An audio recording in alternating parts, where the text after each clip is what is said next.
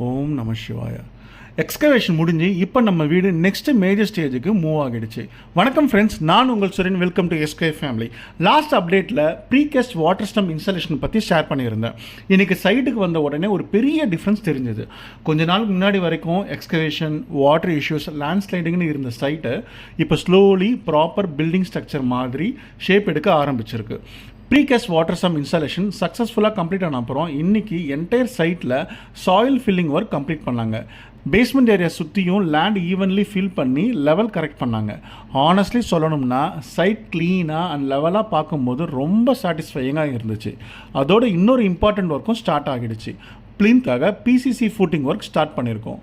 சிம்பிளாக சொல்லணும்னா இந்த பிசிசி லேயர் தான் ஃப்யூச்சரில் வரப்போகிற பிளின்த் பீமுக்கு ஸ்ட்ராங் அண்ட் ஸ்டேபிள் பேஸை ஒர்க் பண்ண போகுது.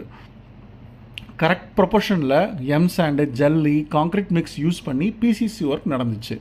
கன்ஸ்ட்ரக்ஷனில் ஃபவுண்டேஷன் எவ்வளோ முக்கியமோ அதே மாதிரி பிளின்த் பீமுக்கு இந்த பிசிசி பேஸு ரொம்ப ரொம்ப முக்கியம். இன்னும் ஒரு நல்ல அப்டேட், நம்ம ப்ரீகேஸ்ட் வாட்டர் சம்பை லாங் டேர்ம் டியூரபிலிட்டிக்காக வாட்டர் ப்ரூஃபிங் கெமிக்கல் அப்ளை பண்ணியிருக்கோம். ஃப்யூச்சரில் வாட்டர் சீப்பேஜ் அவாய்ட் பண்ண, மெயின்டெனன்ஸ் ரெடியூஸ் பண்ண அண்ட் சம்ப் லைஃபை இன்க்ரீஸ் பண்ண இது ஹெல்ப் பண்ணும். நம்ம கன்ஸ்ட்ரக்ஷனில் பாசிபிளாக இருக்கிற எல்லா ப்ரிவென்டிவ் மெஷர்ஸுமே ஃபாலோ பண்ண ட்ரை பண்ணிகிட்டு இருக்கோம்.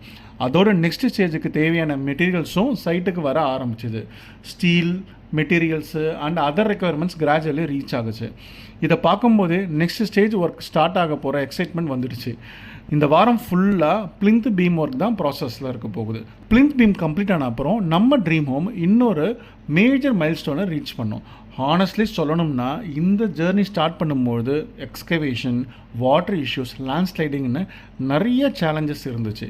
ஆனால் ஒவ்வொரு ஸ்டேஜுமே ஓவர் கம் பண்ணிவிட்டு கொஞ்சம் கொஞ்சமாக இந்த ட்ரீம் ஹோம் ரியாலிட்டியாக மாறிட்டு இருக்குது. நெக்ஸ்ட் அப்டேட்டில் plinth beam work progress, construction details and site ட்ரான்ஸ்ஃபர்மேஷனை ஷேர் பண்ணுறேன். இந்த ட்ரீம் ஹவுஸ் ஜேர்னியை கண்டினியூவாக ஃபாலோ பண்ணுங்கள். யூடியூப்பில் லைக் பண்ணுங்கள், ஷேர் பண்ணுங்கள் அண்ட் சப்ஸ்கிரைப் பண்ணுங்கள். இன்ஸ்டா அண்ட் ஃபேஸ்புக்கில் ஃபாலோ பண்ணுங்கள். உங்களோட சப்போர்ட் தான் இந்த ஜேர்னிக்கு பிக்கஸ்ட் மோட்டிவேஷன். நெக்ஸ்ட் அப்டேட்டில் சந்திப்போம்.